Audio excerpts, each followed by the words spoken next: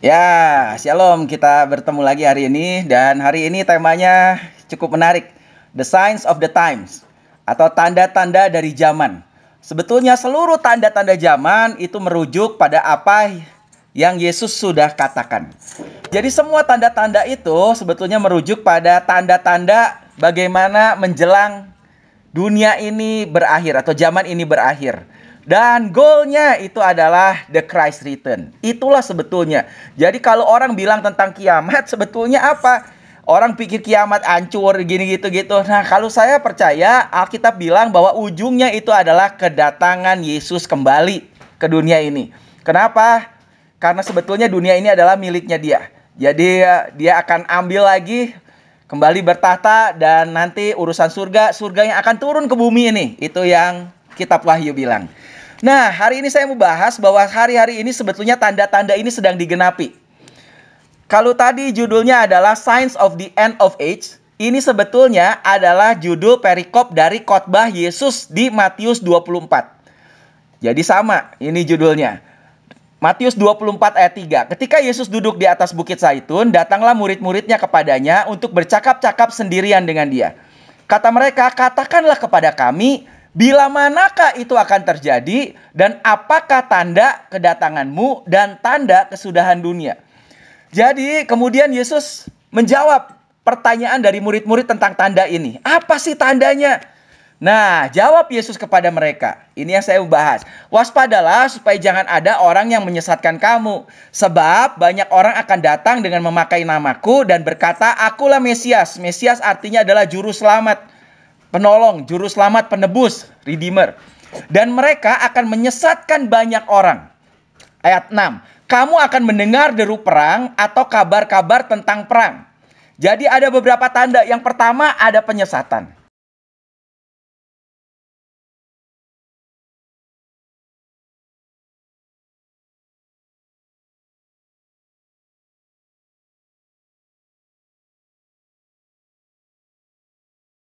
Atau Mesias palsu katanya. Jadi sepertinya juru selamat yang bawa kedamaian, penolong, tapi sebenarnya palsu. Yang kedua dibilang di ayat 6, kamu akan mulai mendengar deru perang atau kabar-kabar tentang perang. Namun berawas-awaslah, jangan kamu gelisah, sebab semuanya itu harus terjadi, tetapi itu belum kesudahannya. Kedua, sebab bangsa akan bangkit melawan bangsa dan kerajaan melawan kerajaan. Yang ketiga, akan ada kelaparan dan gempa bumi di berbagai tempat. Akan tetapi semuanya itu barulah permulaan penderitaan menjelang zaman baru. Ini yang ditulis di Matius, khotbah Yesus tentang akhir zaman. Sebetulnya di bahasa Indonesia ada sedikit ada sedikit kekurangan kalau dibanding bahasa asli dan bahasa Inggrisnya. Yang di situ dibilang bahasa Indonesia cuma ada kelaparan dan gempa bumi. Sebetulnya bahasa Inggrisnya bilang di situ ada kelaparan, ujungnya gempa bumi, di tengahnya ada kata pestilensis. Nah, itulah tentang wabah. Jadi ada kelaparan, ada wabah, ada gempa bumi, dan kemudian ada kematian, itulah yang keempat. Nah, khotbah Yesus, jadi saya cepat aja, khotbah Yesus di Matius 24, sebetulnya itu selaras dengan nubuatan dari kitab Wahyu. Di kitab Wahyu, kalau di sini cuma nggak ada nomornya, di kitab Wahyu justru dikasih tahu, inilah meterai. Meterai 1, 2, 3, 4. Nah, apa meterai 1, 2, 3, 4 itu? Ini yang dari kitab Wahyu. Wahyu 6 ayat 1. Maka aku melihat anak domba itu membuka yang pertama dari ketujuh meterai itu. Dan aku mendengar yang pertama dari keempat makhluk itu berkata dengan suara bagaikan bunyi guruh, mari. Dan aku melihat sesungguhnya ada seekor kuda putih. Ini yang pertama kalau di kitab Wahyu. Dan orang yang menungganginya memegang sebuah panah dan kepadanya dikaruniakan sebuah mahkota, lalu ia maju sebagai pemenang untuk merebut kemenangan. Nah, kalau tadi di Matius dibilang yang pertama itu adalah seperti Mesias palsu, atau sedangkan di Wahyu dibilang dia adalah kuda putih, dia maju merebut kemenangan.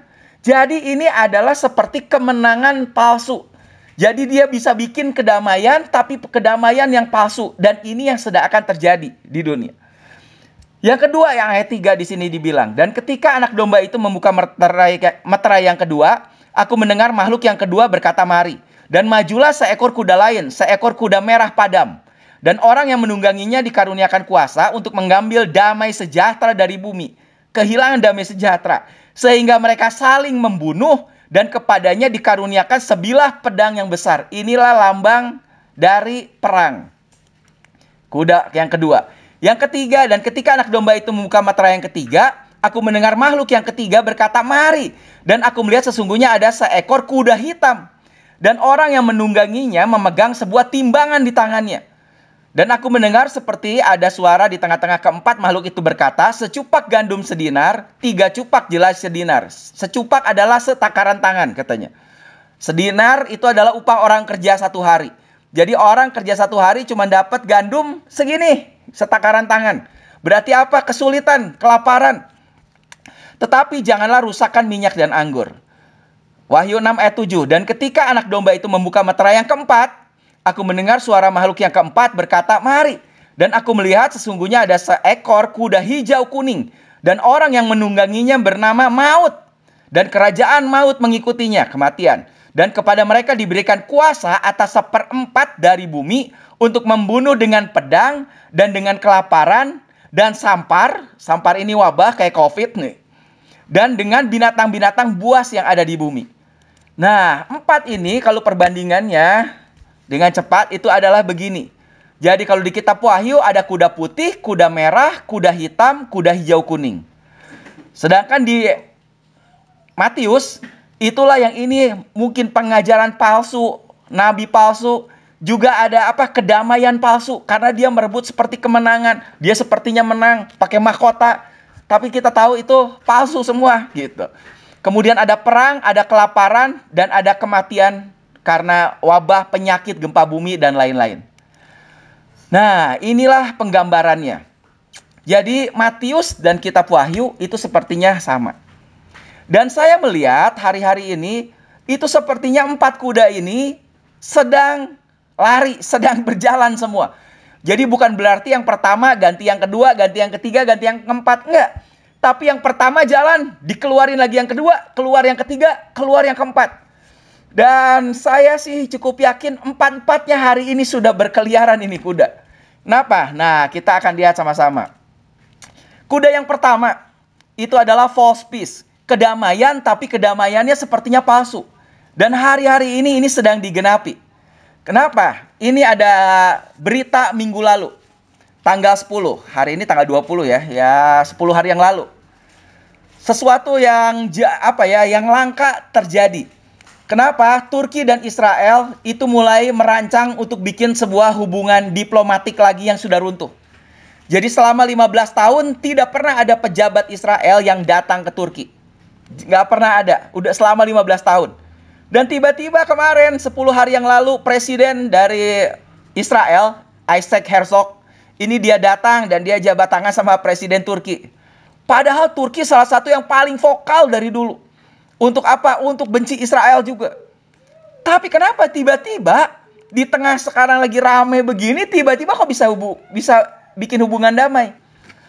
Nah, kenapa sih alasannya? Nah, ternyata alasannya ada udang di balik bakwan. Gitu, selalu. Kenapa? Nah, kalau saudara lihat, sekarang Rusia lagi perang sama Ukraine. Ternyata 90% pasokan gas dari Eropa itu import. Dan 45% itu datang dari Rusia. Jadi Rusia memasok 45% gas ke Eropa. Inilah jalur dari pipa gasnya. Kalau saudara lihat, termasuk lewat Ukraine. Jadi hampir setengahnya dari Eropa itu semua dari Rusia. Dan Rusia udah mulai juga bilang macam-macam kalau NATO nyerang di stop loh kata dia. Dan Eropa makanya NATO nggak berani bergerak juga. Dia mulai ancang-ancang juga kalau sampai di stop 45%-nya pasokan gas nggak ada. Terus gimana ya gitu.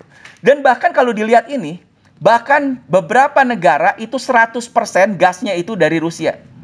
Kayak North Makedonia, Bosnia, Herzegovina, Moldova itu 100% gasnya itu dari Rusia. Finlandia 94%, Latvia 93%, termasuk Bulgaria, Jerman aja setengahnya itu dari Rusia. Makanya negonya, waduh.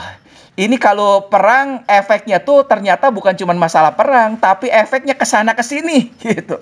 Termasuk ke masalah energi ini. Jadi makanya NATO masih diem sampai sekarang nih.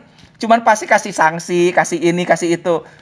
Dan ternyata ini alasannya. Dan kenapa Turki kok bisa tiba-tiba bikin hubungan diplomatik ya? Mulai baikan lagi sama Israel. Ternyata eyes on energy. Matanya terhadap energi. Itulah yang membuat Turkey's turning point. Itulah titik balik daripada Turki untuk bikin hubungan lagi sama Israel. Ini tanggal 10 Maret. Kenapa? Karena di Israel itu ada namanya blok Leviathan. Dan ini adalah penghasil gas di Laut Mediterania, salah satu yang terbesar di dunia. Terbesar di dunia. Inilah blok Leviathan. Jadi kalau ini Israel, ini petanya, ada blok Tamar waktu itu ditemukan. Jadi ini nggak terlalu banyak. Sekarang ditemukan lagi Leviathan yang jauh lebih besar cadangan gasnya. Nah, sekarang Turki udah mikir. Kalau sampai perang terus jadi rame, Rusia nyetop gas buat pasokan ke Eropa, ini kesempatan buat Turki. Kenapa Turki bisa memasok juga? Lewat apa? Lewat ambil gas dari Israel. Intinya adalah begitu. Dan betul, begitu ditandatangani, akhirnya ini, Turki dan Israel prepare for gas pipeline deal untuk bikin sebuah pipa. Nih pipanya di bawah laut kayak gini. Pipa gas di bawah laut dari blok Leviathan ini terus sampai ke Turki. Udah deal untuk ngebangun ini. Jadi ternyata inilah perdamaian palsu yang sedang terjadi. Jadi sepertinya damai sebetulnya ya inilah kuda putih. Jadi sebetulnya bukan damai betulan, tapi apa? Ya karena urusan ekonomi, urusan uang semua. Jadi demi itu ya udahlah damai. Nah, itulah kuda putih. Kuda hitam ini juga sedang terjadi. Apa? Famine and inflation. Ini kesusahan, kelaparan dan inflasi ada di mana-mana. Ini ada berita Jumat minggu lalu. Jumat minggu lalu. Presiden Jokowi bilang apa? Dia menghela nafas geleng-geleng lihat inflasi pangan global melesat katanya. Dan ini beritanya. Dalam kesempatan tersebut, Presiden Jokowi mengungkapkan secara runut penyebab dari bakal naiknya harga-harga barang. Pertama, katanya hal itu dipicu oleh semakin langkanya kontainer di seluruh dunia. Kemarin saya ketemu sama Ko Awi, ngobrol banyak. Dia masukin chat juga dari Cina, ini dan itu, bahan baku dan segala macam. Dia cerita kenapa kontainer bisa langka. Karena lebih dari setengah, bahkan mungkin berapa, 70-80% gitu. Itu kontainernya semua mandek di Cina katanya. Jadi apa? Barang siap dikirim dari pabrik, barangnya udah ada, tapi kan dikirim pakai kontainer boxnya. Boxnya nggak ada. Karena banyak di pelabuhan-pelabuhan Cina dan tutup. Di Hong Kong, Cina mulai banyak tutup lagi, lockdown lagi. Nah jadi apa? Ya di pelabuhan itu kontainer-kontainer nggak bisa dibongkar. Diam aja. Jadi kotaknya tuh nggak ada. Dan ini Presiden Jokowi udah bilang, kelangkaan kontainer ini disebutkan akan memicu ongkos angkut atau freight cost naik. Sehingga menyebabkan kenaikan biaya logistik. Jadi sekarang siapa yang berani bayar mahal? Ya udah diduluin lah sepertinya. Ya otomatis harga naik semua. Harga barang akan ikut naik. Kalau harganya naik, artinya konsumen akan lebih mahal dari biasanya. Dapat harga. Hati-hati dengan ini baru urusan kontainer katanya. Selanjutnya, ia mengungkapkan terjadi kelangkaan pangan di berbagai belahan dunia. Sehingga menyebabkan harga-harga pangan juga ikut naik. Presiden Jokowi menyebutkan bahwa di beberapa negara sudah ada kenaikan harga pangan hingga 90%. Dan masih ditambah lagi yang ketiga, kenaikan inflasi. Apa yang terjadi kalau inflasi naik? Artinya harga-harga semua harga-harga akan naik. Artinya apa? Beban masyarakat dalam keinginan untuk membeli barang itu juga semakin naik, semakin tinggi. Kenapa semua mahal? Terakhir, Presiden Jokowi menyatakan sudah terjadi kelangkaan energi juga di dunia. Harga Pertamax Turbo udah naik, gitu. Nggak tahu ini Pertamax sama Pertalite itu kan mungkin masih disubsidi, kapan bisa ditahan? Karena harga minyak dunia udah naik juga. Harga minyak goreng waktu itu naik sempat ditahan 14.000 seliter. 14.000. Setelah beberapa minggu nggak tahan juga akhirnya pemerintah. Mau sampai kapan subsidi terus? Begitu dilepas hari ini langsung boom, 2 kali lipat harganya. Jadi semua mahal. Kalau minyak goreng mahal, jajan gorengan aja kalau bisa naik 2 kali lipat. Yang lain juga semua. Jadi apa? Memang ini yang sedang terjadi di depan mata.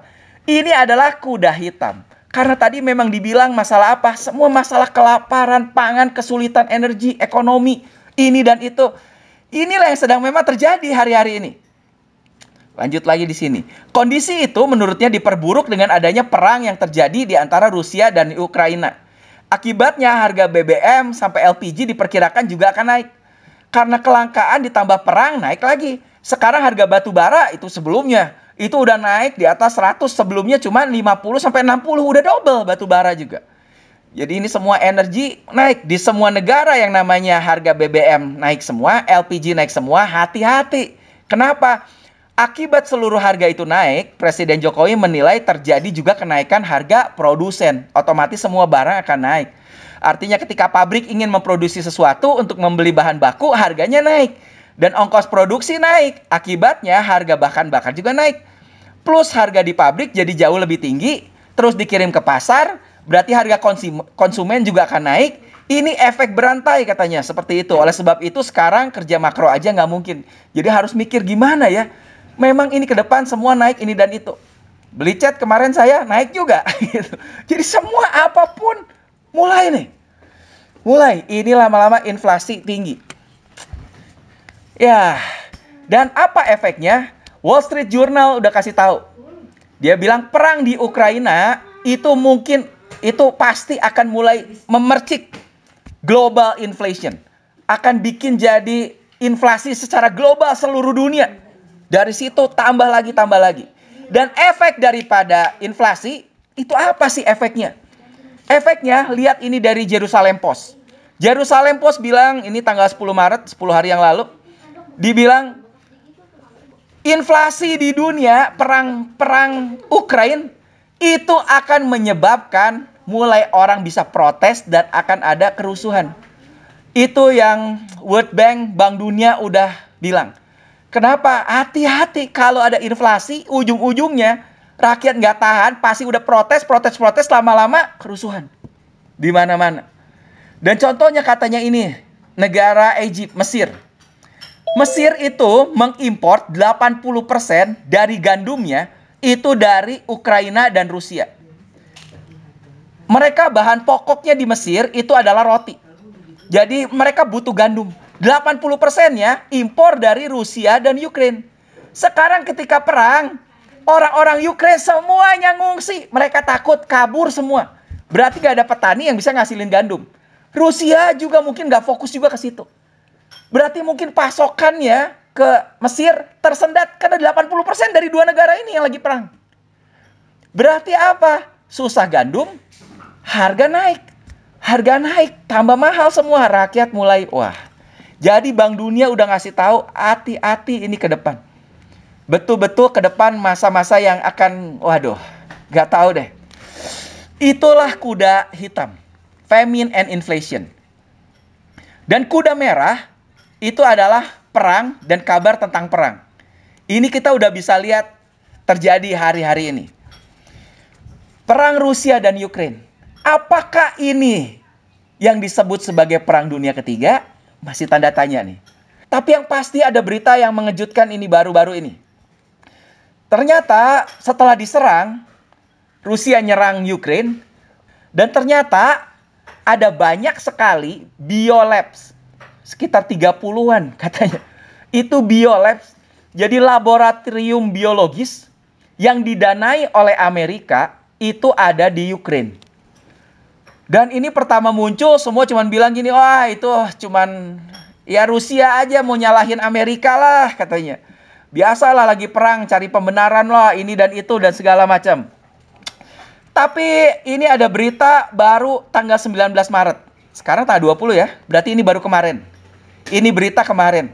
Dibilang Rusia katanya reveal new fact. Rusia mengungkapkan lagi fakta-fakta terbaru tentang US Biolab di Ukraina yang bikin biological weapon. Yang ternyata ini laboratorium ini ternyata bionya bikin apa? Bikin senjata biologis. Dan Rusia baru mengungkapkan lagi kebenarannya kemarin. Fakta-fakta yang baru ini kemarin. Jadi waktu ditemukan ini tujuannya untuk apa? Ini untuk senjata biologis katanya. Wow. Dan ini yang jadi rame. Begitu ini muncul, langsung reaksi. Yang paling pertama reaksi apa? Cina. Kenapa? Cina selama ini disalahin gara-gara masalah COVID. Meskipun Cina sendiri melempar bahwa sebetulnya penyebab COVID itu adalah Amerika sendiri.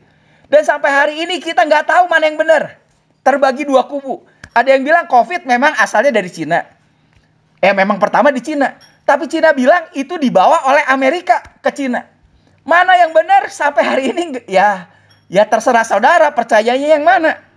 Nah sekarang begitu ketahuan, ternyata dibilang di sini biolabnya yang ditemukan di Ukraina itu terkait virus dan penelitian yang dilakukan Pentagon.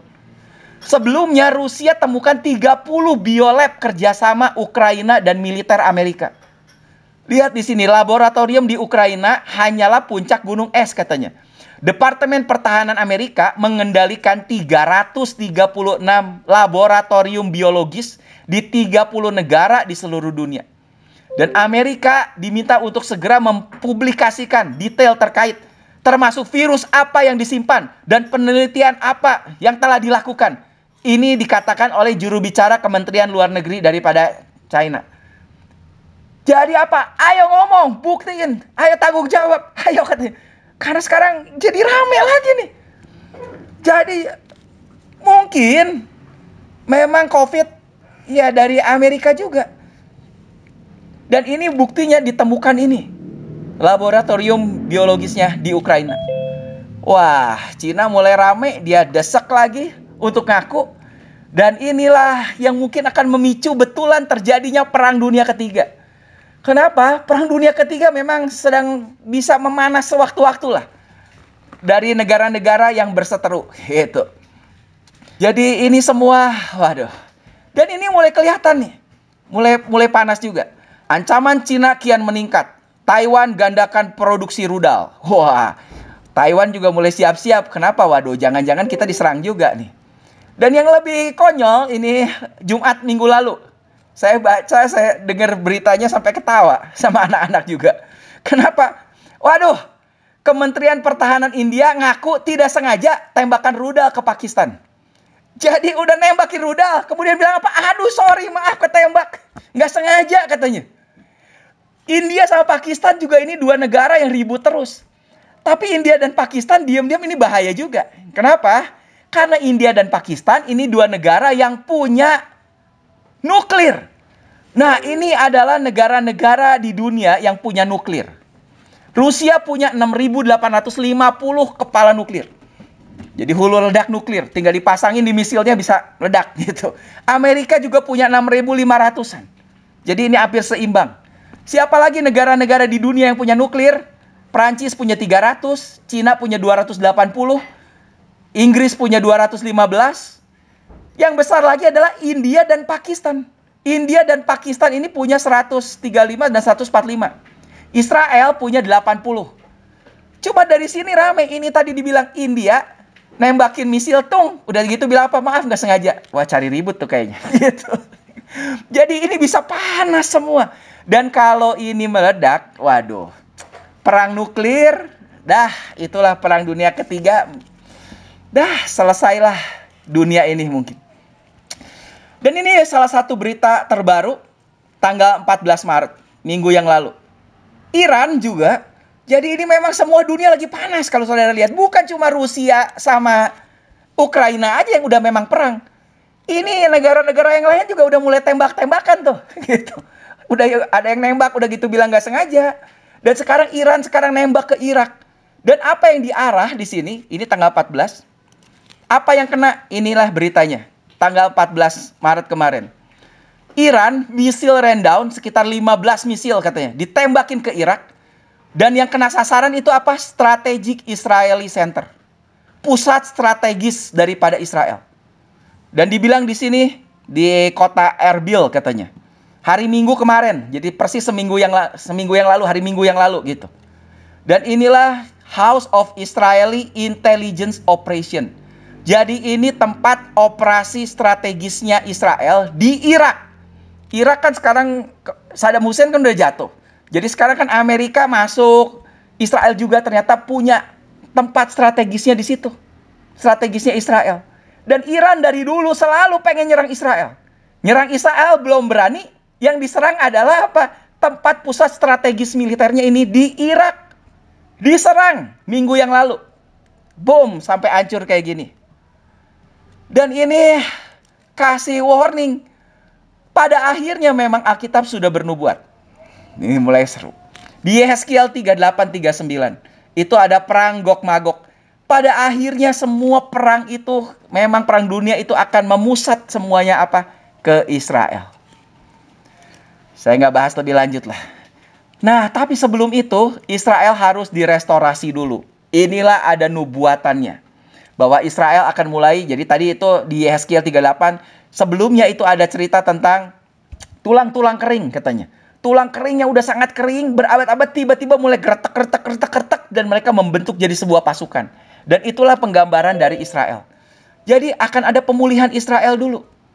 Ini dinubuatan di Yeremia 30 ayat 3 juga. Sebab sesungguhnya waktunya akan datang, demikianlah firman Tuhan, bahwa aku akan memulihkan keadaan umatku Israel dan Yehuda, firman Tuhan. Dan aku akan mengembalikan mereka ke negeri yang telah kuberikan kepada nenek moyang mereka. Dan mereka akan memilikinya. Saudara lihat yang saya kasih garis bawah. Jadi apa yang Tuhan akan mulai buat? Akan ada pemulihan. Tuhan akan memulihkan. Gimana caranya? Dimulai dengan akan mengembalikan mereka, orang-orang Israel, balik lagi. Kemana? Ke tanah mereka, ke negeri yang telah kuberikan. Balik lagi semua orang Israel. Itulah yang disebut aliyah. Dan mereka akan menetap memilikinya. Jadi sebuah kekuatan di situ.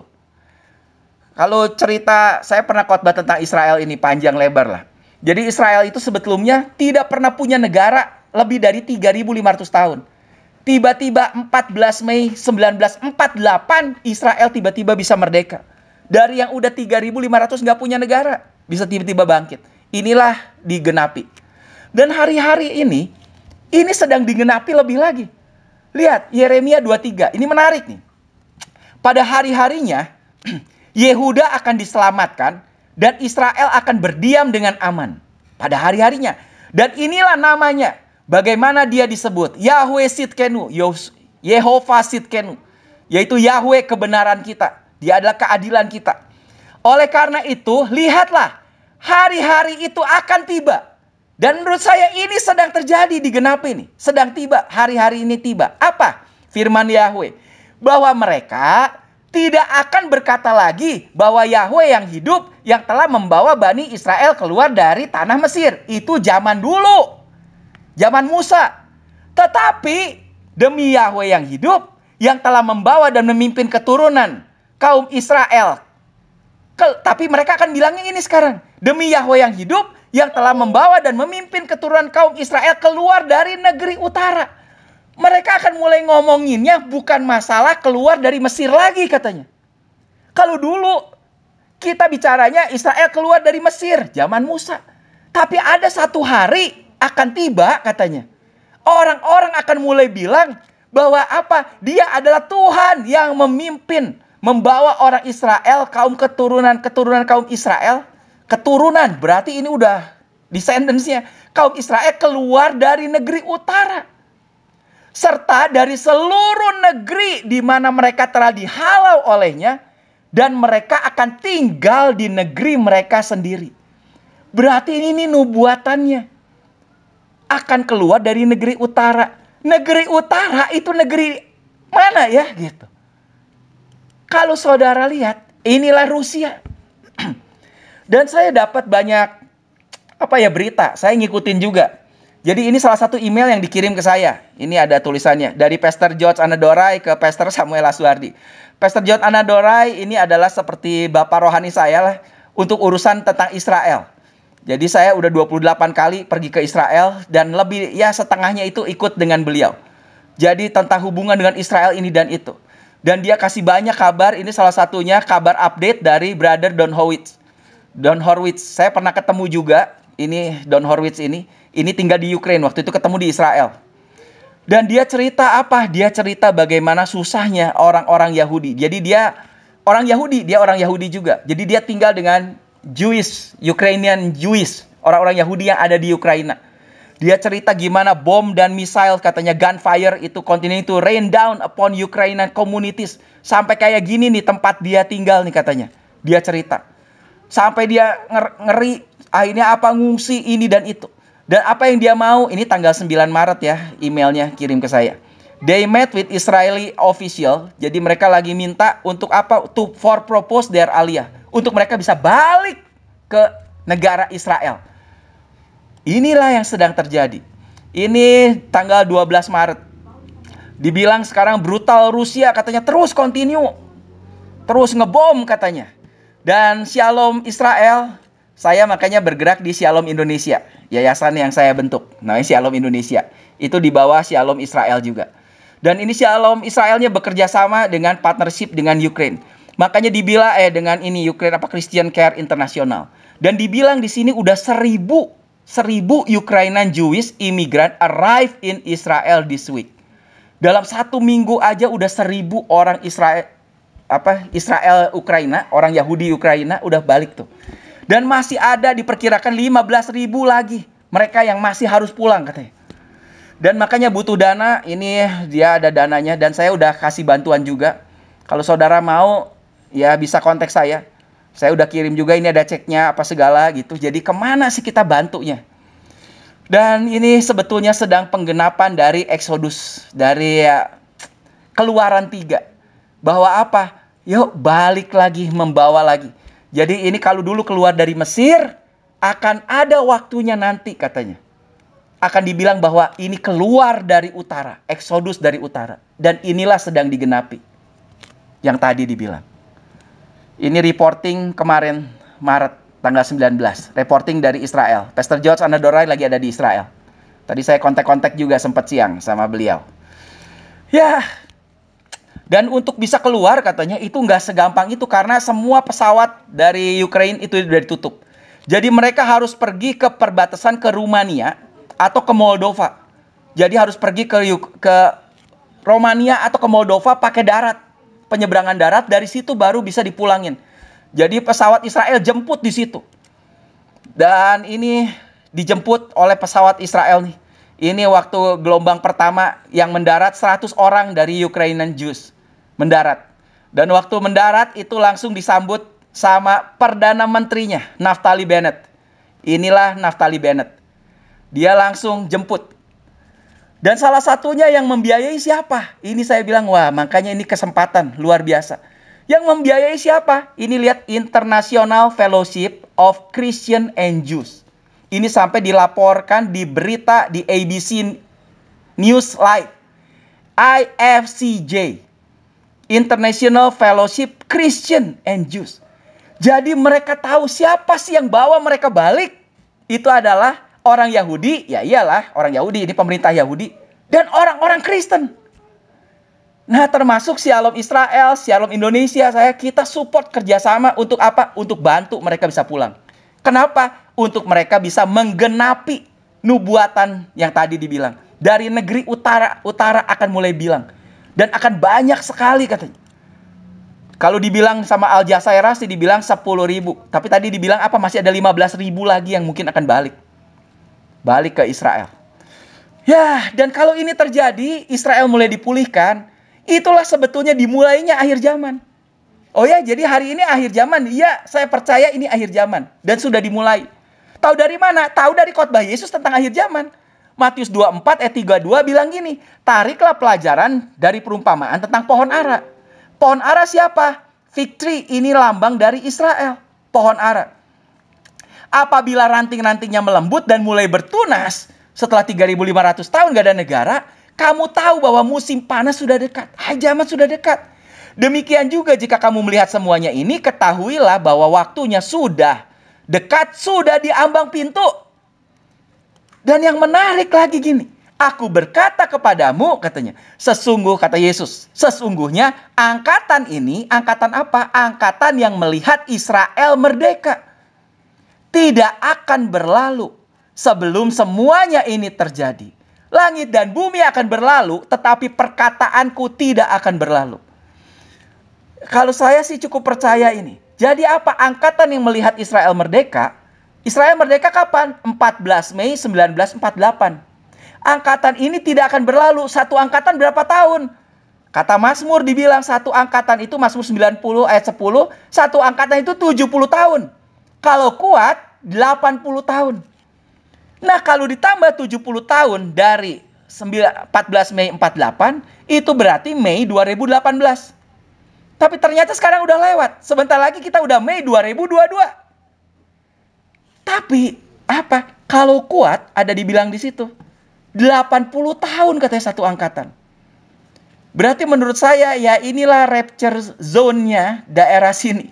Ya kita lihatlah, kita buktikan. Mungkin juga salah. Kalau salah ya nggak apa-apa. Namanya juga cerita akhir zaman. Semua adalah apa kita menafsirkan dari apa yang dibilang. Mungkin ini begini, mungkin ini begini. Ya kita lihatlah gitu. Berarti berakhir di Mei 2028. Ini. Buat saya semakin cepat terjadi rapture semakin bagus. Karena dunia memang semakin susah. Dan itulah yang Tuhan mau. Gitu. Kenapa? Kita anaknya. Sama kalau kita punya anak. Di tengah kesusahan saya berharap anak saya dikeluarkan dari masalah kesusahan itu. Jadi ya itulah yang kalau kita keluar dari situ, ya kita dikeluarkan dari masalah kesusahan itu.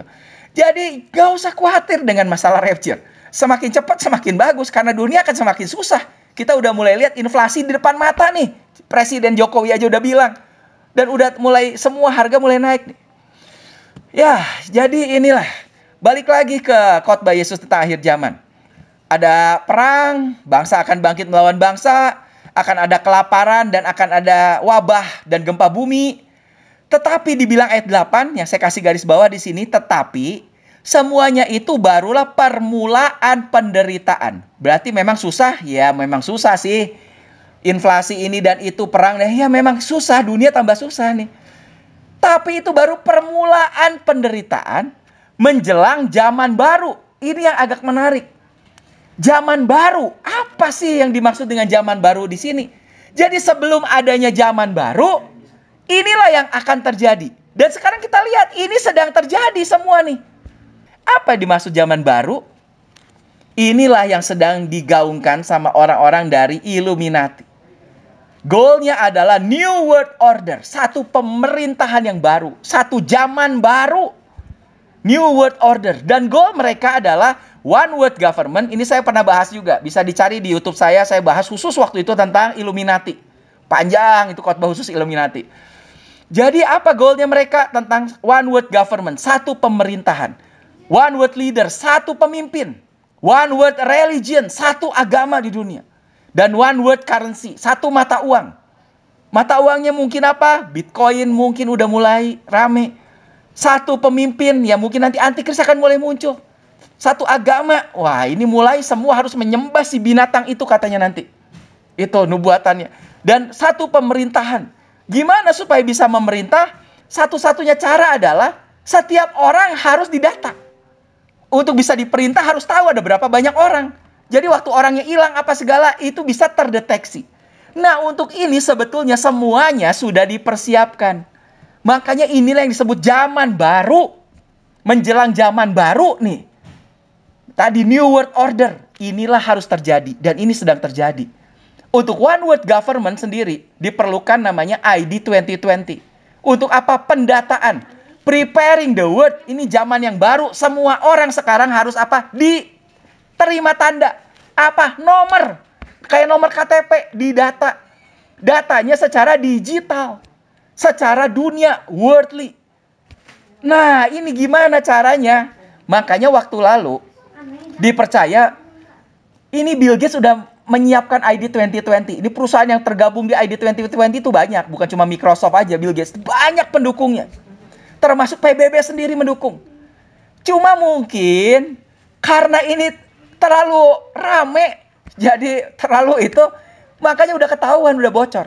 Jadi mereka sih pengennya apa? Mereka pakai chip barengan sama vaksin.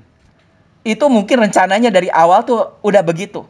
Dan untuk bisa dimasukin itu seperti ada tato. Dibilang di sini quantum dot tato vaksin.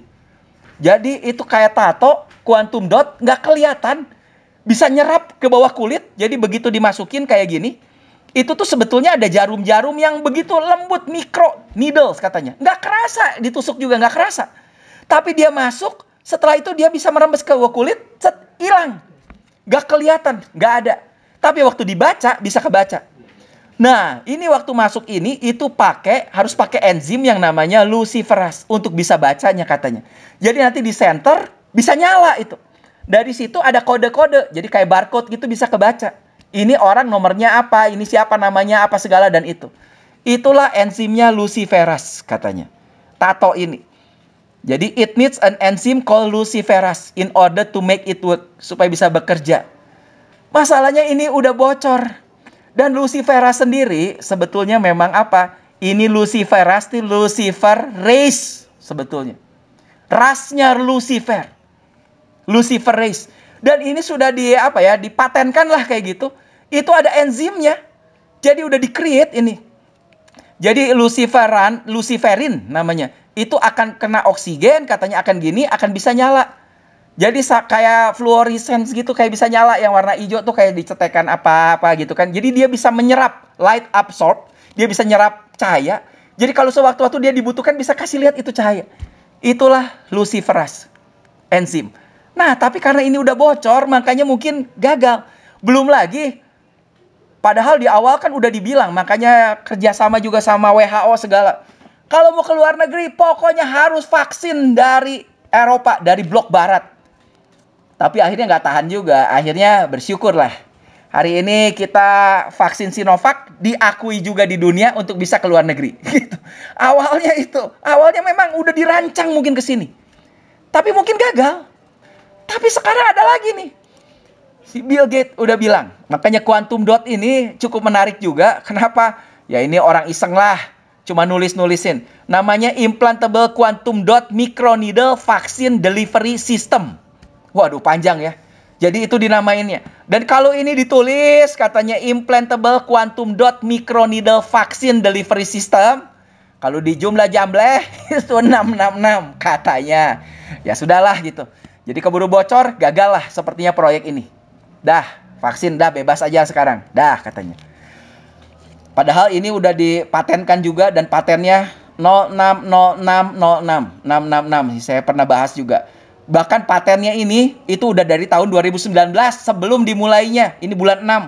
Sebelum adanya kasus COVID. Jadi udah patenin dulu. Jadi memang udah dirancang sih.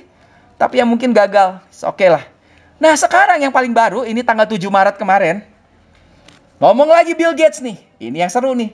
Tanggal 7 Maret. Baru 2 mingguan yang lalu. Bill Gates memprediksi tato elektronik bakal gantikan smartphone. Kalau ini rasanya orang nggak akan nolak. Kenapa? Kalau itu vaksin udah ramai semua.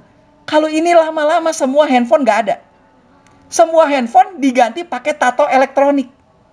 Jadi tanpa sadar chipnya memang udah ada. Setiap handphone kan udah ada chip kan? Setiap handphone ada chip dalamnya. Dan sekarang handphonenya ditato di sini. Jadi ada chipnya. Ya udah. Orang mau nggak kira-kira handphone? Kalau vaksin masih bisa nolak. Kalau handphone semua orang butuh handphone sekarang. Jadi saya lihat pinter banget ini. Dan ini dia udah bilang, Bill Gates memprediksi. This technology will replace smartphone. Ini akan menggantikan smartphone. Apa itu? Inovatif elektronik tato katanya. Siapa company yang bikinnya? Dibilang di sini the company Chaotic Moon katanya. Is developing an innovative electronic tato. Siapa Chaotic Moon? Inilah perusahaannya. Chaotic Moon. Gambarnya aja udah mata satu nih. Perusahaannya. Mata satu. Dialah yang mengembangkan elektronik tato. Bahkan sebetulnya dia udah mengembangkan jauh-jauh hari. Tapi Bill Gates udah memprediksi. Satu hari. Orang memang gak akan bisa nolak. Sepertinya. Kenapa? Karena handphonenya di tangan. Lewat tato itu elektronik. Nah. Ini contohnya. Ada sedikit film yang menarik. Alright guys, I got my Android phone here. It's already connected to the MCU unit inside of my arm. I'm going to bring up the E-Ink Tattoo app now, which controls the display in my arm.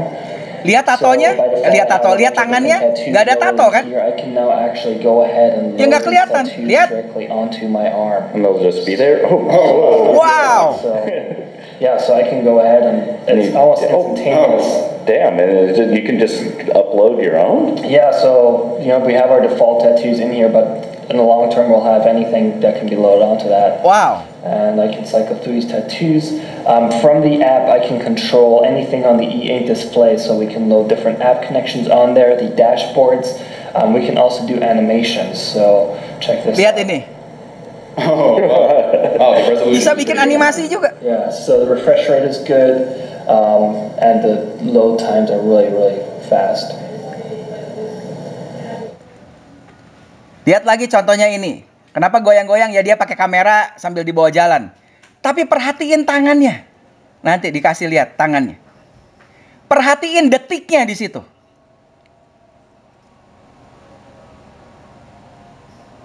Dua 24, 25, 26. Berarti apa? Jalan itu. Tato yang sama tadi. Dan yang saudara tahu, film barusan itu launching 6 tahun yang lalu. Bukan baru. 6 tahun yang lalu teknologinya udah ada, dikembangin sama Chaotic Moon, udah kayak gitu tuh. 6 tahun yang lalu. Udah ada bisa tato, nggak kelihatan dari luar, tapi bisa muncul. Makanya Bill Gates bilang ke depan nanti semua handphone kayak begitu. Kita nggak kelihatan gini, tapi begitu butuh bisa tek. Inilah tahun 2022, tahunnya acceleration. Saya lihat, waduh, bener-bener tahun percepatan luar biasa. Dan ini sudah dirancang, memang Tuhan bilang apa? Kalau waktu tidak dipercepat, nggak ada lah yang bisa tahan katanya. Itu sudah dinubuatkan juga di Alkitab. Perkembangan teknologi tahun 2022, mulai dari 2021 akhir itu kayak luar biasa. Boom! Kayak membuka mata orang yang yang nggak mau ngerti, mau nggak mau harus tahu lah gitu. Sekarang, lewat apa? Dimulai dari ketika Facebook jadi Meta. Sekitar Oktober 2021. Dan Meta artinya mati dalam bahasa Israelnya. Dan makanya si Mark Zuckerberg sendiri kan dia orang Yahudi. Sampai dikomplain sama para rabi. Dia bilang, masa dia nggak tahu bahwa Meta itu artinya mati. Dari Facebook kehidupan dia bikin ganti jadi apa? Kematian, mati. Jadi sepertinya benda mati tapi hidup tuh sepertinya. Dan inilah apa yang saya bilang tadi, zaman baru. Semua memang harus terjadi menjelang zaman baru. Hari-hari ini kita lagi hidup di zaman baru. Ini dimulai New World Order sepertinya. Orang mulai dulu nggak ngerti metaverse, setahun lalu belum ngerti. Meta aja kita nggak pernah dengar apa Meta. Waktu pertama saya dengar Facebook ganti nama jadi Meta, saya bilang ngapain sih, nggak ada kerjaannya. Kenapa? Brandnya Facebook kan udah terkenal sekali, ngapain sih Mark Zuckerberg ganti jadi Meta.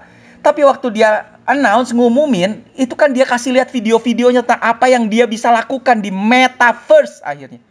Metaverse adalah Meta Universe. Universe, alam semesta, Meta adalah mati. Jadi alam semesta yang mati. Tapi itu seperti sebuah dunia yang baru. Seperti kehidupan yang baru. A brave new world. Wow, ini benar-benar mengerikan. Dan kalau saudara bilang, enggak lah, buat apalah. Asal saudara tahu. Kalau saudara lihat, ini ada brand semua. Dan ini adalah perusahaan-perusahaan, merek-merek yang sudah membeli pabrik atau toko dalam tanda kutip di Metaverse. Metaverse jadi apa sih? Banyak orang-orang tua yang mungkin bingung, apa sih itu? Seperti dunia maya tapi nyata. Dibilang gak nyata, buktinya ini perusahaan-perusahaan besar, mereka keluarin uang miliaran, triliunan untuk bisa beli. Dan brand-brandnya bukan brand-brand kacangan, ini brand besar semua. Lihat ini, company active in Metaverse. Perusahaan-perusahaan yang aktif di Metaverse, contoh-contohnya nih, ada Amazon, ada Alibaba, buat di entertainment, ini ada apa? EA Sport, ada Netflix, ada Disney, Atari. Di fashion, ini ada Gucci, Zara, Balenciaga, Louis Vuitton, ada di sini. Di tech apa? Samsung udah ada tokonya juga di situ. Sony, Huawei, katanya, Microsoft. Yang lain-lain apa? Coca-Cola, McD. Loh, itu kan urusan makanan. Emang itu bisa dimakan? Makanya bisa. Pesan di metaverse bisa datang beneran dimakan. Toyota, Shell, bensin semua udah masuk. Kok mereka mau beli semua? Ini ada PlayStation, ini ada apa, Nintendo, semua. Ini semua perusahaan udah beli di metaverse. Jadi ini nyata apa enggak? Kalau orang bilang, itu mah bukan nyata. Dibilang nggak nyata, tapi buktinya nyata juga. Kok perusahaan-perusahaan mau beli ya? Dan banyak orang-orang kaya mulai beli juga lahan di metaverse. Dan harga tanahnya sama dengan tanah di dunia. Berarti apa? Inilah seperti dunia yang baru. New World Order. Dan apa sih bahayanya, efeknya dari ini? Makanya saya bilang ini lagi ada percepatan luar biasa nih. Inilah yang terjadi. Nah, ini contohnya dulu, lihat. Welcome Semblance, the Seperti apa sih kalau mau di metaverse belanja? Let your audiences immerse themselves with your brand like never before. Beli sepatu, beli Rolex. Engage with Bisa the lewat stories metaverse. of the season Ini Rolex and betul. interact with unique touch points. It allows for brands to celebrate their own identity, all powered by advanced technology and inspired gamification. The future of brands, new generation solutions, and gamification is here. Itu salah satu tokonya. Ini H&M. Tokonya di metaverse. Dia udah buka.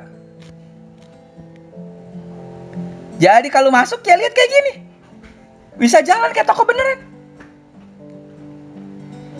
Bahkan bisa nyoba, di situ juga ada kamar pasnya apa segala lucu. Tapi saya nggak tayangin lah. Saudara bisa cari sendiri lah. Same thing. Ini Walmart, belanja di mall. Probably blow your mind. Pakai metaverse. Ada trolinya, ada orang yang bisa layani, ada harganya, ada datanya, semua kelihatan. Disuruh beli apa? Beli wine. Lihat, ada harganya. $18.94. Terus apa? Ada age verification. Ada verifikasi udah umur 18 tahun ke atas belum? Bisa dimasukin. Terus mau belanja apa lagi? Ini ada semua. Setelah itu apa? Dikirim datang tuh ke rumah. Jadi kayak real, nggak real. Makanya nggak nyata tapi nyata. Inilah dunia metaverse. Dan apa sih efeknya? Balik lagi. Inilah efeknya. Big Tech Rapture with Metaverse. Dibilang inilah yang sedang Hollywood imagination aside. The Metaverse is a very real concept that will extend human life. Metaverse itu adalah konsep yang begitu nyata yang akan menambah kehidupan manusia. Dan efeknya apa? Perhaps katanya into immortality. Bahkan itu orang akan berpikir jadi apa? Jadi nggak bisa mati. Immortal. Jadi apa? Nggak akan mati. Kenapa? Ya namanya dunia di situ. Mau ditusuk di situ. Ini contohnya Mark Zuckerberg, gambarnya ditusuk ya nggak mati. Tapi apa? Violating katanya ini. Upload consciousness into decay-proof robot. Ini akan mulai mempengaruhi kehidupan orang ke depan. Kenapa? Banyak orang itu akan jadi hidup mereka tuh udah gak di dunia yang nyata lagi. Karena banyak orang hidup di dunia nyata tuh mereka gak puas dengan kehidupan dunia nyata mereka. Contoh, ada banyak orang gay, cowok, dia sebenarnya pengen jadi cewek. Tapi kalau di sini, cowok jadi cewek, waduh diketawain orang, bencong kan gitu. Jadi apa? Mereka bikin avatar orang di dunia metaverse. Dia pengen cewek ya, dia bikin cewek aja. Jadi dia lebih puas dengan keberadaannya. Belum lagi misalnya gini, ada orang di sini cacat. Apa misalnya? Nggak bisa jalan, lumpuh. Orang mungkin waktu kecil, dari kecil dia dibully sama temennya. Cacat, lumpuh, apa segala. Dia pengen lari nggak bisa, pengen jalan nggak bisa, susah, mesti pakai kursi roda mungkin itu. Sekarang dia masuk ke dunia metaverse. Di dunia metaverse dia bisa terbang, bisa loncat. Apa nggak lebih happy tuh hidup di dunia metaverse? Sedangkan terus mau beli makan, bisa. Mau beli McD, nggak perlu pergi ke McD. Kenapa? Nggak bisa jalan, cacat, susah kan? Tapi di situ dia bisa jalan ke toko McD. Di sini dia mau ke H&M nggak bisa, susah. Kenapa? Ya dia mau jalan-jalan, lihat-lihat baju, udah susah. Dia bisa jalan-jalan di dunia metaverse di tokonya H&M. Saudara bisa ngerti? Padahal dia di rumah, tapi dia bisa jalan-jalan di toko H&M, bisa pilih-pilih baju yang harganya sama seperti di toko beneran. Begitu dia beli, datang langsung ke rumahnya. Beneran belanja. Jadi orang akan lebih suka hidup di dunia metaverse. Memang sekarang ya di Indonesia mungkin masih 5-10 tahun lagi lah Indonesia. Tapi ini mungkin ada percepatan. Kayak Zoom aja dulu orang nggak mau kita Zoom kayak gini. Dulu mana ada gereja Zoom. Nggak laku. Dengan pandemik itu semua dikondisikan. Nah ini. Jadi apa? Inilah yang sedang dibilang bahwa apa? Big tech rapture with metaverse. Orang tuh sekarang bisa rapture. Rapture-nya kemana? Ke metaverse, ke dunia metaverse. Jadi nanti berita rapture udah nggak laku lagi. Orang bilang susah-susah. Kalau kita hidup susah dengan kondisi nyata sekarang, kita percaya bahwa Tuhan akan datang menjemput kita lagi. Akan ada rapture. Terus orangnya bilang apa? Nggak usah jauh-jauh nunggu Yesus datang untuk rapture. Kenapa? Saya juga bisa rapture sekarang ke metaverse. Ting! Pindah langsung dunia. Ada dunia baru, zaman baru. Dan itu apa? Ya udah, kayak rapture kesan. Dan di situ immortal. Kayaknya apa? Gak bisa mati. Jadi orang berjam-jam tiap hari cuma di depan ini, gini aja pakai. Tapi mereka hidup di dunia. Mau jalan-jalan ke Swiss, mau jalan-jalan ke Korea. Korea itu kota Seoul. Sekarang udah bikin itu metaverse-nya persis. New York juga udah bikin persis kotanya. Dirancang semua. Bisa jalan-jalan, gak perlu kemana-mana. Tapi bisa di rumah. Mau pesan ini itu bisa datang langsung dikirim. Begitu nyata, gak perlu lagi. Berita rapture akan mulai itu. Dan ini sudah diprediksi. Bahkan sudah dirancang dan sudah dinubuatkan. Lihat ini. Ini kapan? Berita tanggal 24 April 2021. Dibilang the next Bioshock katanya. Needs to finally leave rapture behind. Dibilang rapture has had its time in the spotlight. Ya dulu orang memang mungkin memfokuskan diri pada berita rapture katanya. Pada rapture. Tapi apa? Saya berharap, I hope the next Bioshock. Bio itu kehidupan. Shock kehidupan. Jadi tentang shock kehidupan yang baru nanti. Somewhere itu completely new. Akan bikin sesuatu yang baru. Itu akan bikin orang mikir tentang rapture itu adalah hal yang ketinggalan. Nah. Jadi orang nggak akan mikirin lagi tentang rapture katanya. Dan ini ngomongin sebelum bahkan orang tahu tentang metaverse. Kenapa? Lihat beritanya. Waktu saya lihat ini koneksinya, wow. Ini udah dibilang nih, bahkan akan muncul katanya nanti ya katanya. Facebook resmi ganti nama jadi metaverse itu tanggal 29 Oktober 2021. Saudara boleh cek di YouTube. Inilah pertama kalinya Mark Zuckerberg bilang tentang Facebook jadi meta. Sebelumnya orang gak pernah tahu, gak pernah dengar ya apa yang namanya metaverse. Saya aja dengar mungkin seminggu setelah ini. Katanya Facebook ganti nama jadi metaverse. Naon meta? Jadi meta. Naon itu? Apa sih itu? Ini tuh Oktober. Tapi saudara lihat. Dari bulan April ini udah dibilang. Satu kali akan ada yang namanya Bioshock. Kehidupan yang bikin shock orang dan itu akan bikin orang lupa spotlightnya tentang rapture. Dan betul saya lihat ke depan. Orang gak akan peduli lagi dengan rapture. Kenapa? Sekarang mereka bisa dipuaskan. Banyak orang yang sekarang gak puas dengan kehidupannya. Cewek pengen jadi cowok, cowok pengen jadi cewek. Ada yang cacat, ada yang ini, gak suka gini, gak suka gitu. Sekarang mereka bisa puas dengan apapun yang mereka mau. Mereka bisa bikin di metaverse. Avatarnya pengen jadi apa, bisa bikin.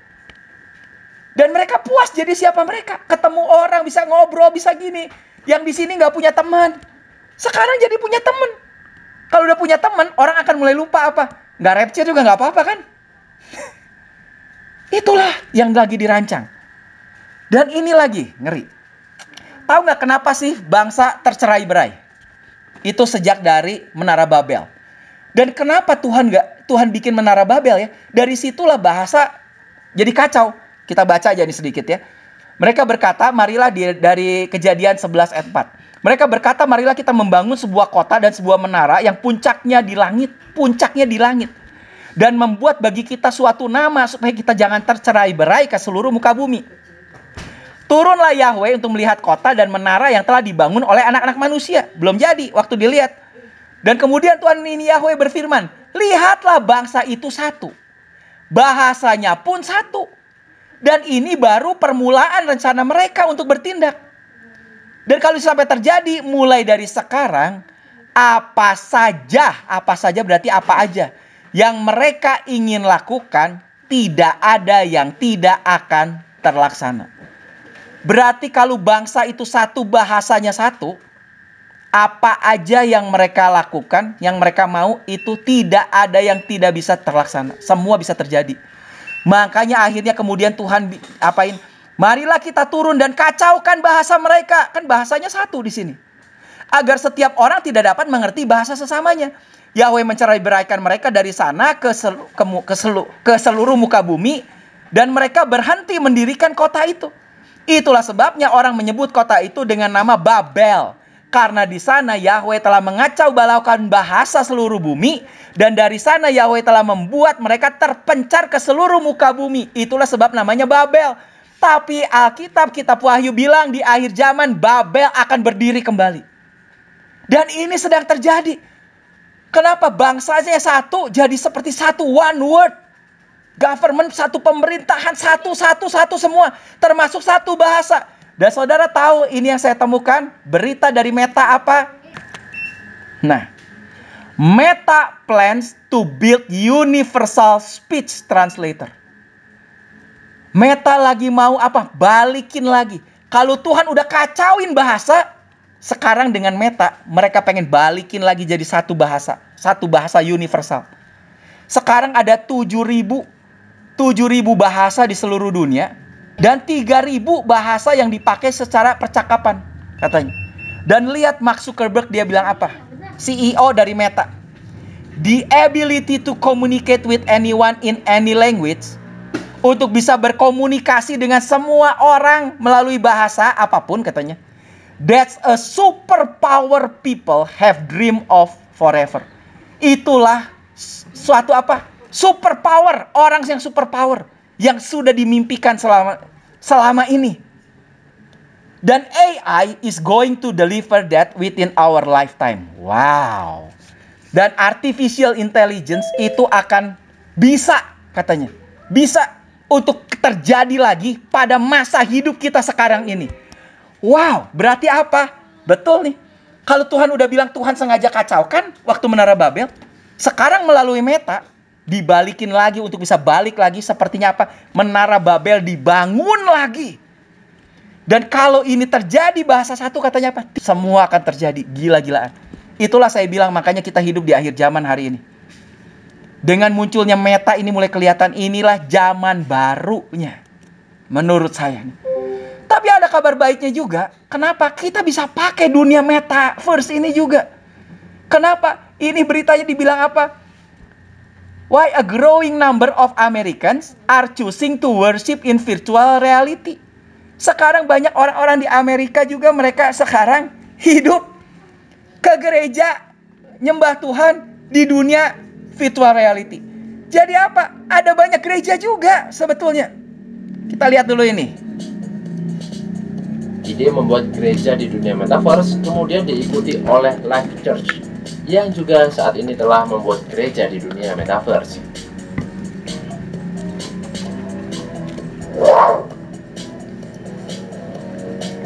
Pastor DJ Soto menceritakan bahwa saat ia memulai ibadah perdana di dunia metaverse, ada 5 orang yang hadir. Hal tersebut memicu semangat Pastor DJ Soto karena melihat adanya potensi yang lebih besar di dunia metaverse. Ini pendetanya. Pastor DJ Soto menilai bahwa gerejanya di dalam dunia metaverse dapat mendatangkan berbagai kalangan masyarakat.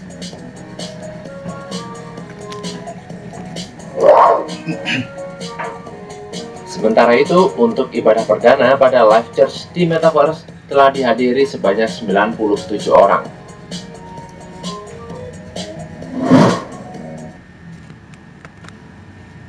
Dan mungkin kayak gini lah nanti ya kehidupan kita.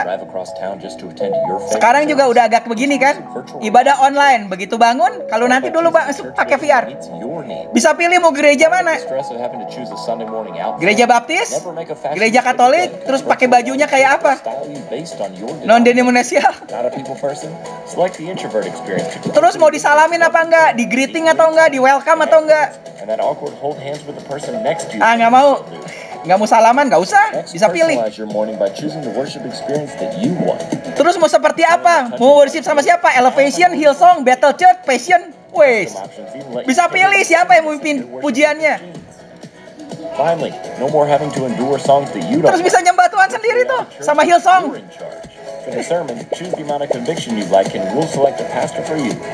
We'll even Khotbahnya juga bisa milih. so you'll never have to attend a Mau tentang kasih, tentang grace, tentang pengharapan. and never worry again about dozing off during the sermon. With Virtual Reality Church, you can sleep as long as you want. Tidur juga nggak ketahuan. Nursery, who cares? Nggak ada yang ganggu lagi. Worried about missing a Anak-anak football game? lari-lari, nggak Enter ada. your favorite team and we'll provide notifications. Belum lagi bisa ada alert. Never miss a kickoff again. Sekarang itu sepak bola udah mulai katanya, pertandingan basket. Service, always stand in front of the mattress.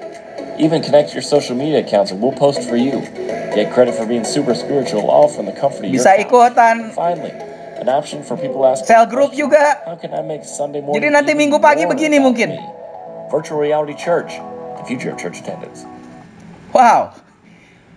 Ya ini yang mungkin akan terjadi. Dan banyak gereja sekarang mulai masuk juga. Ada salah satu gereja di Indonesia ada. Saya kebetulan sering pelayanan di gereja YHS. Dan kemarin saya kenal baik juga itu dari ketua departemen misi sinodenya. Dan dia udah langsung launching gerejanya. Gereja udah dari awal bulan lalu. Ini iklannya nih. Tanggal 6 Maret. YHS Meta Church, sebuah terobosan. Gereja YHS kini hadir di dunia Metaverse melalui YHS Meta Church yang dimulai pada tanggal 6 Maret 2022. Mari bersiap memasuki era virtual yang baru dengan mengakses Artspace VR di browser Anda. Saudara dapat beribadah dan berinteraksi di dunia YHS Meta Church setiap hari Minggu jam 11 sampai 14 waktu Indonesia Barat. Ini ibadah bahasa Indonesia. Service atau ibadah berbahasa Indonesia.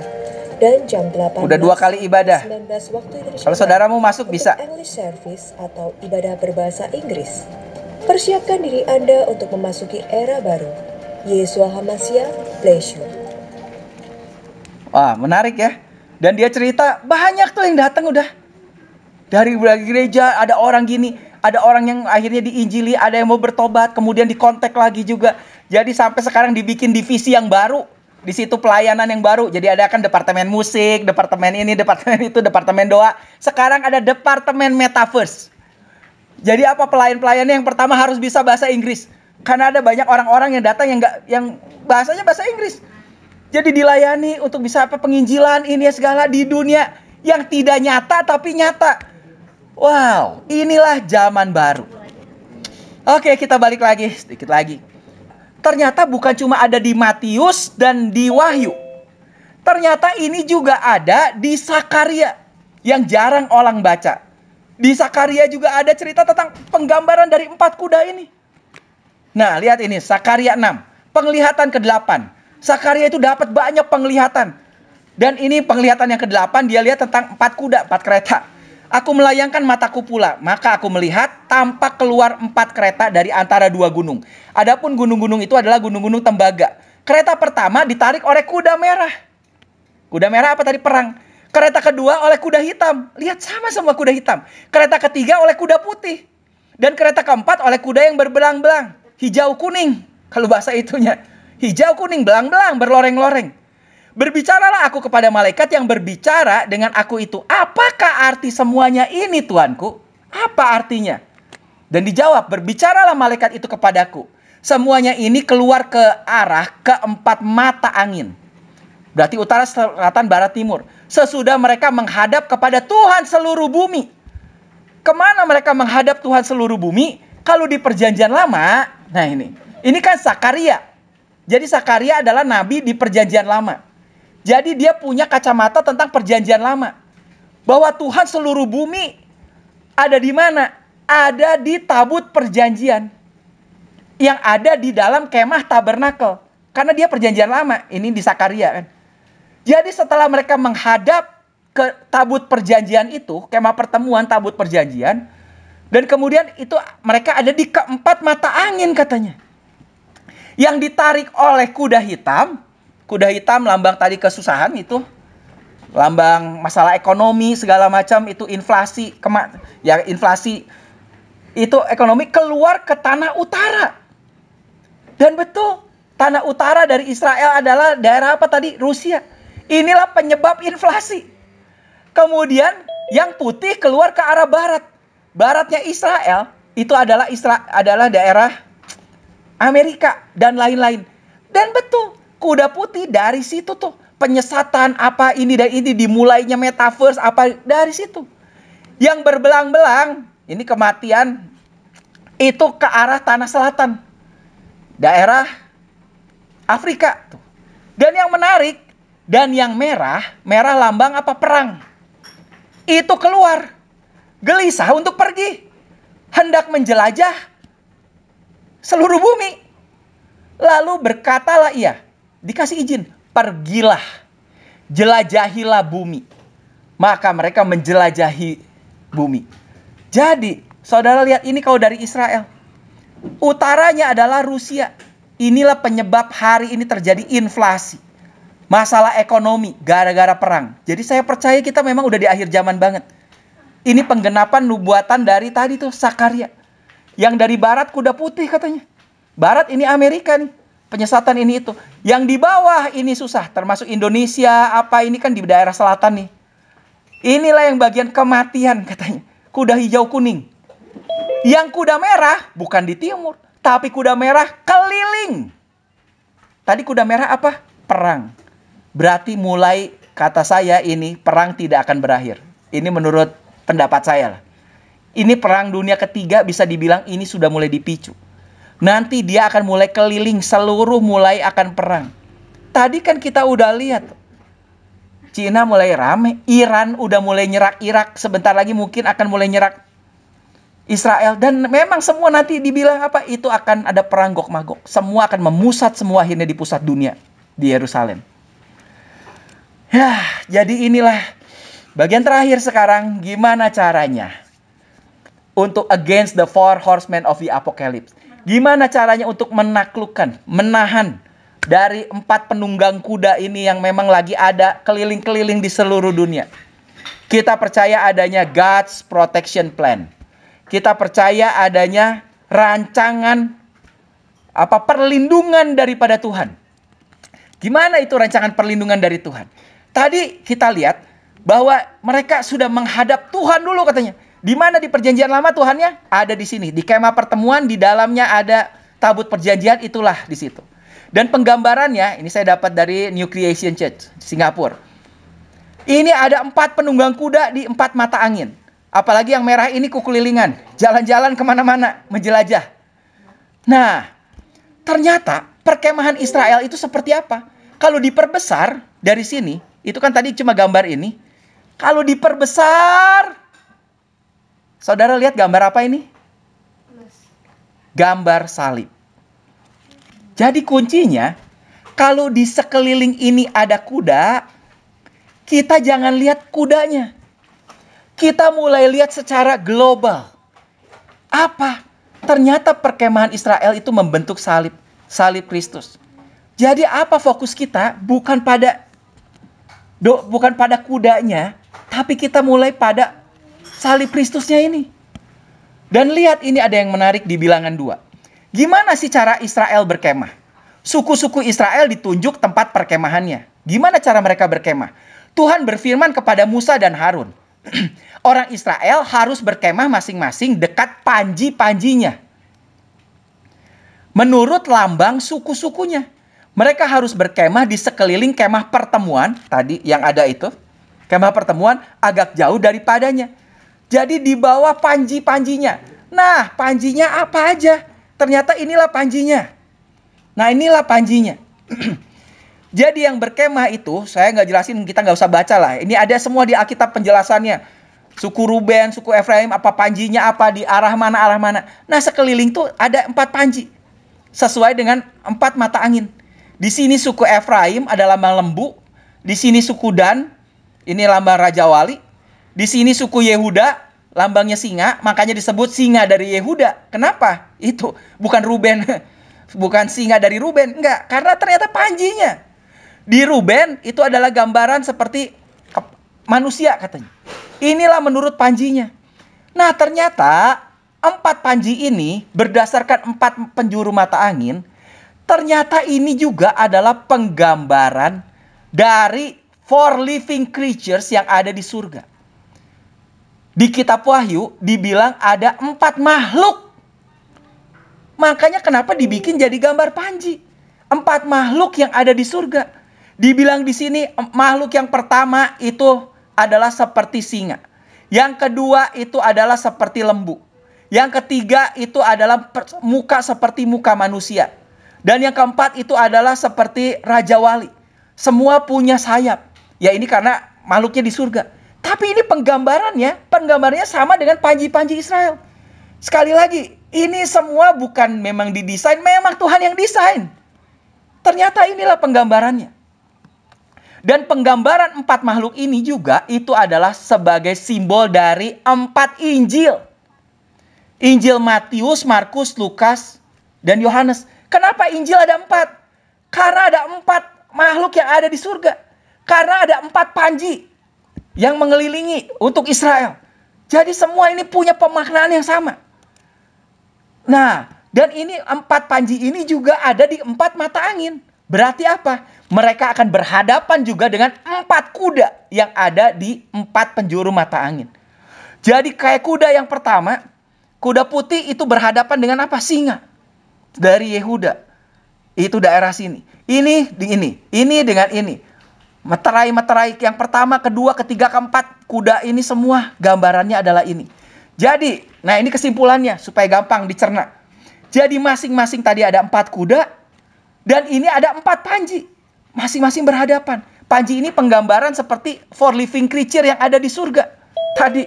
Dan ini juga penggambaran dari 4 Injil. Berarti apa? Gimana caranya? Singkat cerita yang Tuhan mau kasih tahu.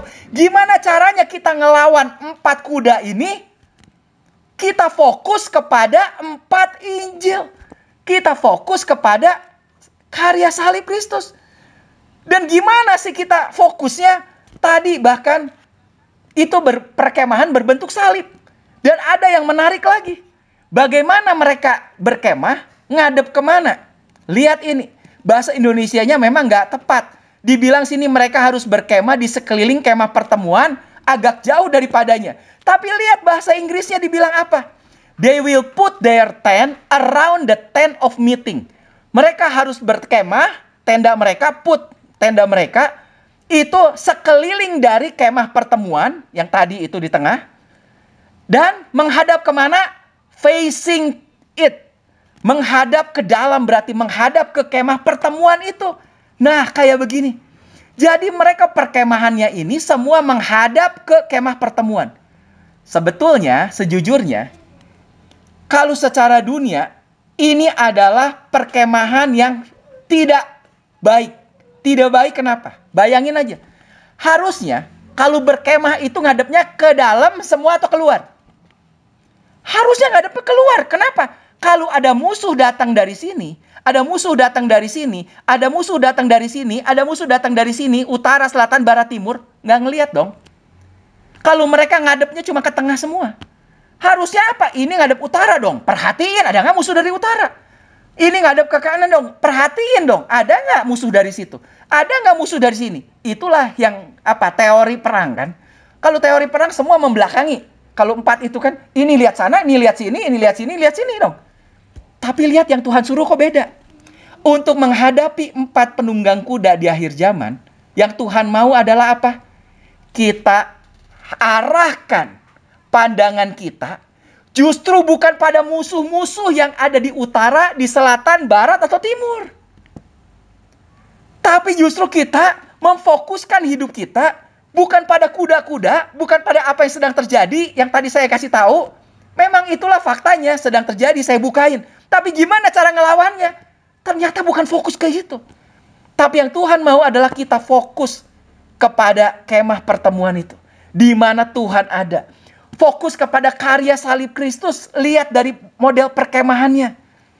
Salib. Dan fokus kepada kemah pertemuan yang ada. Itu ada apa sih di kemah pertemuan? Lihat lagi. Inilah di kemah pertemuan. Dalamnya ada perkakas. Dan lambang apa ini perkakas juga? Termasuk di situ ada ini ya. Ada tirai. Dan di tirai itu ada apa? Ada gambar 4 tadi itu. 4 living creatures yang ada di surga, yang adalah gambar daripada simbol daripada Injil, 4 Injil juga. Jadi justru kita fokusnya kemana? Kepada karya Kristus. Kristus itu dia menebus. Makanya the tabernacle in the Old Testament, penggambaran tabernakel di perjanjian lama, sebetulnya itu adalah type of the new birth in the New Testament. Itu adalah gambaran dari lahir barunya orang di perjanjian baru. Bahkan ini membentuk apa? Membentuk salib lagi. Perkemahan bentuk salib, masuk ke dalam kemah pertemuan, bentuknya juga salib. Semua perkakasnya ini adalah membentuk salib juga. Dan inilah lambang kehidupan orang percaya. Mulai dari lahir baru. Itu apa? Di sini ada mezbah korban bakaran.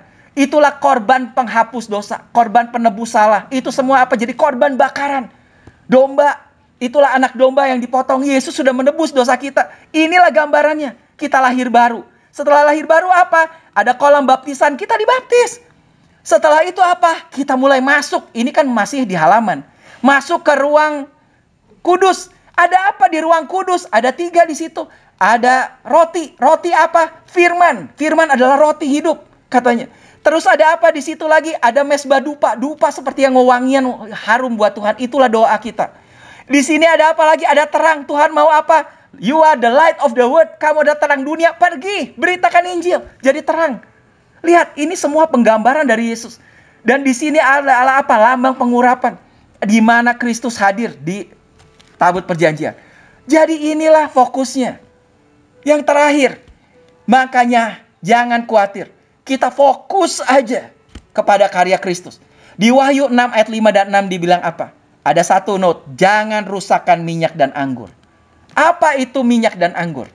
Makanya hari ini mungkin ada banyak bencana dan kerusakan yang mengancam Indonesia. Inflasi juga mulai terjadi di Indonesia. Dan di seluruh dunia ya. Fokus Indonesia lah. Fokus kita sekarang lah gitu. Sebab itu apa yang kita harus lakukan? Kita fokus pada apa? Tuangkan minyak. Minyak pengurapan. Dan minyak dan anggur ini hanya simbol dari orang Kristen. Minyak lambang anointing pengurapan. Dan anggur itu adalah lambang perjamuan kudus. Anggur, minum anggur. Dan anggur di rumah. Jadi apa? Mulai fokus pada ini. Ini ayatnya di Wahyu 6 ayat 6. Dan aku mendengar seperti ada suara di tengah-tengah keempat makhluk itu berkata, secupak gandum sedinar dan 3 cupak jelai sedinar. Tadi kesusahan secara ekonomi. Kesulitan. Tetapi kita percaya ini ada janji Tuhan. Janganlah rusakkan minyak dan anggur itu. Ini tidak akan menyentuh, tidak akan terjadi terhadap orang-orang percaya. Amin. Kita percaya ada penyertaan Tuhan. Ini nubuatannya. Ini janji dari Tuhan. Anggur dan minyak menjadi tanda keluputan dari kerusakan. Jangan rusakkan. Selama minyak dan anggur Tuhan ada di dalam hidup kita. Makanya fokus kita lebih kepada hal itu. Selama hidup kita berfokus ke Tuhan, maka kerusakan tidak sedikit pun dapat menjamah hidup kita. Simbol apa minyak dan anggur? Minyak adalah lambang pengurapan dari kuasa Roh Kudus yang ada dalam kita. Kita sudah diurapi. Kita sudah dikuduskan. Itu adalah lambang perlindungan. Katanya kalau itu pengudusan oleh si minyak. Perlindungan oleh si minyak. Ini lambang perkenanan Tuhan. Ini lambang kesembuhan juga. Yang sakit oleh si minyak katanya. Ini lambangnya. Makanya ini lambang pemeliharaan Tuhan yang tidak terbatas. Minyak dan anggur tidak akan habis katanya. Anggur ini lambang apa? Lambang daripada darah Yesus. Makanya kalau perjamuan kudus inilah darah katanya. Jadi mulailah kita percaya karya salib Kristus ada atas kita. Nggak akan bisa terjadi kerusakan itu. Akan nyentuh kita. Si kuda itu tidak akan bisa merusak kita. Amin. Meskipun dia tetap datang. Lihat ini lambang pengampunan dosa. Lambang penyucian kita oleh darah Kristus yang menyucikan semua dosa kita. Ini juga lambang kasih, gelora cintanya Tuhan bagi kita. Kita dikasihi Tuhan. Ini juga lambang apa? Sukacita. Makanya tetap bersukacitalah. Hati yang gembira adalah obat yang manjur. Tetap bersukacitalah.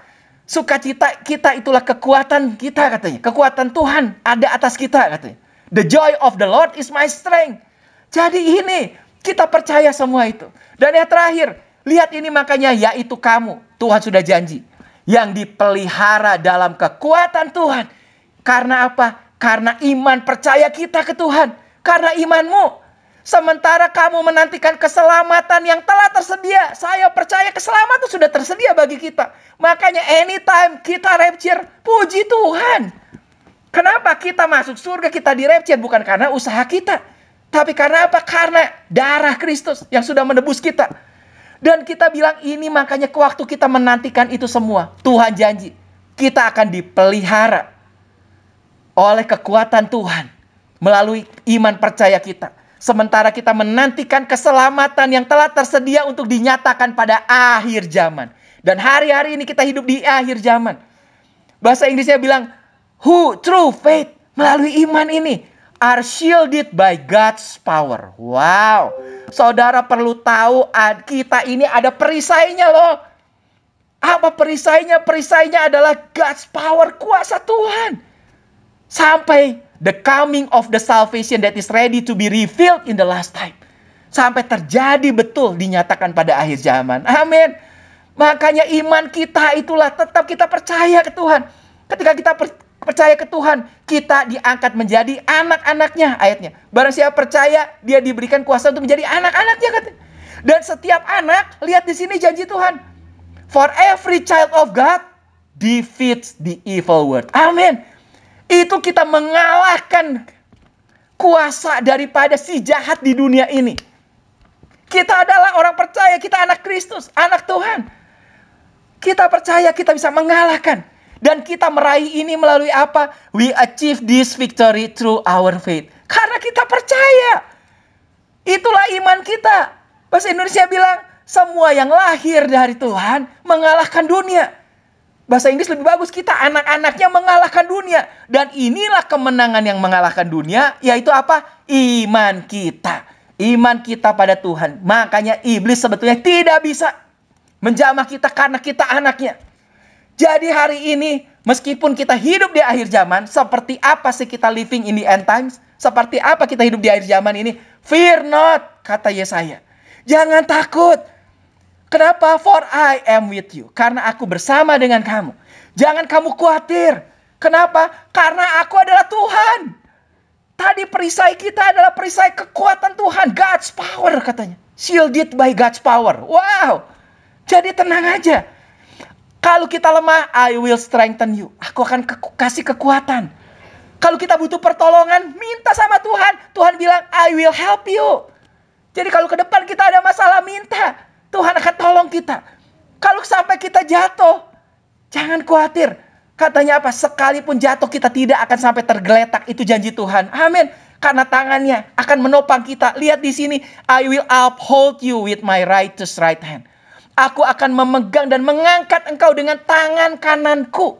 Berarti apa? Serius Tuhan. Karena pakai tangan kanan, bukan cuma tangan kiri. Dengan tangan kananku yang penuh dengan kebenaran. Amin. Inilah janji Tuhan. I will be with you. I will deliver you. Aku akan membebaskan kamu. Aku akan bersama dengan kamu. I will watch over you. Aku akan liatin kamu terus. Jagai kamu. Dan I will listen to you. Aku akan dengar kamu. Makanya di tengah semua ini bukan suatu hal yang menakutkan. Meskipun saya bilang apa? Faktanya, kenyataannya, 4 kuda sedang berlari hari ini. Dan kita lihat semuanya itu terjadi. Tapi kita counter dengan fokus kita pada karya salib Kristus yang sempurna bagi kita. Perlindungannya yang sempurna. Dan yang paling luar biasa, Tuhan janji sebelum naik ke surga. Dia bilang apa? Be sure of this.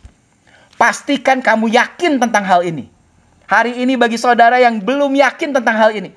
Memang apa yang akan kita hadapi ke depan mungkin akan bikin kegoncangan di dunia. Tapi yakinkanlah hal ini bagi diri saudara. Apa? Sebelum Yesus naik ke surga dia bilang, I am with you always. Always berarti berapa lama? Aku menyertai kamu senantiasa. Berarti terus. Sampai kapan? Even to the end of age. Wow. Bahkan sampai akhir zaman. Betul, sekaranglah akhir zaman. Saya lihat, saya bukakan tadi. Mulai penggenapan mulai terjadi. Ayat demi ayat sedang terjadi digenapi. Kegoncangan sedang terjadi. Dunia memang tidak akan lebih baik. Tapi apa? Tuhan tetap menyertai kita. Perlindungan shield itu ada atas kita. proteksi ada atas kita. Dan percaya kita sebagai anak-anaknya, itulah kekuatan kita untuk mengalahkan kuasa jahat. Amin. Itulah berita akhir zaman. Akhir zaman, jangan khawatir dengan semua itu. Tuhan menyertai kita sampai akhir zaman. Mari kita berdoa. Terima kasih Tuhan. Terima kasih Tuhan, meskipun kami lihat hari-hari ini Tuhan, sungguh kami sedang hidup di akhir zaman. Penggenapan-penggenapan nubuatan-nubuatan tentang akhir zaman sedang digenapi di mata kami Tuhan. Hari-hari ini kami lihat semua sedang terjadi. Zaman baru sedang dimulai Tuhan. Tapi kami bersyukur Tuhan, di tengah semua kegoncangan dunia, memang semua akan tergoncangkan. Tapi satu yang tidak akan tergoncangkan, bahwa Kristus, Engkaulah batu penjuru yang tidak akan tergoncangkan. Karena itu biarlah mata kami facing, menghadap, bukan keluar dari perkemahan, tapi mata kami menghadap kepada perkemahan. Pusat kami adalah kepada di mana tenda kehadiran-Mu di situ. Simbol daripada karya salib Kristus atas diri kami. Terima kasih Tuhan. Kami sungguh percaya. Karena Kristus sudah menebus kami dan menjadikan kami anak-anak-Mu Tuhan. Dan iman itulah yang mengalahkan dunia hari ini. Terima kasih atas janji-Mu untuk menyertai kami bahkan sampai akhir zaman. Kau tidak pernah meninggalkan kami. Sampai Engkau datang lagi untuk menjemput kami di awan-awan. Terima kasih Tuhan. Kami sungguh menunggu waktu itu terjadi. Datanglah Tuhan Yesus. Come Lord Jesus, come. Terima kasih Tuhan Yesus. Biar Engkau menjelaskan lebih lagi daripada apa yang kami bisa dengar hari ini Tuhan. Dan ini bisa jadi kekuatan bagi kami untuk menjalani kehidupan kami di akhir zaman ini. Terima kasih Tuhan Yesus. Dalam nama Yesus kami berdoa. Amin. Tuhan memberkati. Luar biasa.